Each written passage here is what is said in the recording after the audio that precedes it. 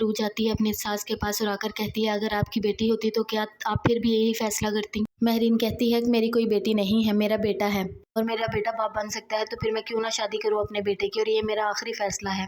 بہت پریشان ہوتی ہے، چیزیں جاتی ہے اور جا کر کہتی ہے کہ جگہ جگہ رپورٹس کروانے سے کوئی فائدہ نہیں، تم آنٹی کے کمرے کے گرد جو چکر لگا رہی ہو، جو سفارش کرنا چاہتی ہو، کوئی فائدہ نہیں اس کا۔ عروج کہتی ہے یہ میرا اور میری ساس کا مسئلہ ہے، تم اس سے دور رہو تو بہتر ہوگا۔ جو اپنی دوست کو بتاتی ہے کہ علیزہ بہت انٹرفیئر کر رہی ہے ہمارے معاملے میں۔ شانزی کہتی ہے ہاں تو وہ خود چاہتی ہے شادی کرنا تمہارے شوہر سے، اس کی باتوں سے مجھے فیل ہوتا ہے اسے تمہیں محتاط رہنا چاہیے۔ تم میرے ساتھ چلو، ماما تمہیں ڈاکٹر کے پاس لے کر جائیں گی، کچھ نہ کچھ تو مسئلے کا حل نکلے گا۔ ایسا کال کرتی ہے اور بتاتی ہے کہ مہرین بھابی بہت غلط کر رہی ہیں، میں ایسا کبھی بھی نہیں ہونے دوں گی، اب معاملہ میرے بیٹے اور بہو کا ہے۔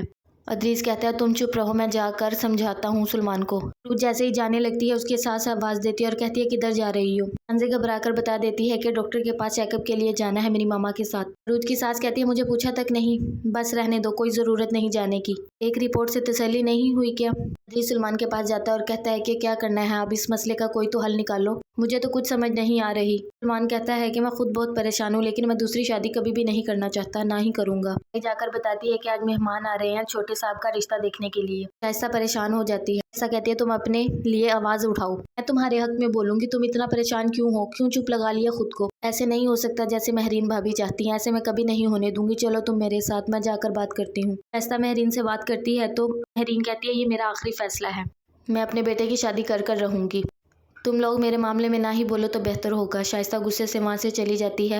روج کہتی ہے چلیں پھر مجھے میری ماں کے گھر بھیج دے، آپ مہمانوں کو بلا لیں۔ مہرین کہتی ہے کہ تم اپنی ماں کے گھر بھی نہیں جاؤ گی بلکہ یہیں رہو گی۔ مہمان آ جاتے ہیں، سلمان بھی آ جاتا ہے۔ سلمان آ کر کہہ دیتا ہے میں نے شادی نہیں کرنی اور یہ جو لڑکی بیٹھی ہے یہ میری بیوی ہے۔ مہرین کو بہت غصہ آتا ہے، مہمان اٹھ کر چلے جاتے ہیں۔ سلمان کہتا ہے تمہارے شوہر کا رشتہ دیکھنے والے آئے ہوئے تھے اور تم وہاں بیٹھی تھی، ان کو خود کیوں نہیں بتا سکی کہ تم میری بیوی ہو؟ کہتی ہے ماما نے مجھے بٹھا لیا تھا، میں کیا کرتی؟ سلمان کو بہت غصہ آتا ہے۔ لیزا آتی ہے اور آ کر کہتی ہے کہ آپ دونوں دوسرے سے بہت محبت کرتے ہیں، آپ سوچ سمجھ کر لڑکی لائے گا اب جو آپ کو اور سلمان کو کبھی دور نہ کرے۔ وہ باتوں ہی باتوں میں اپنی طرف اشارہ دے کر چلی جاتی ہے۔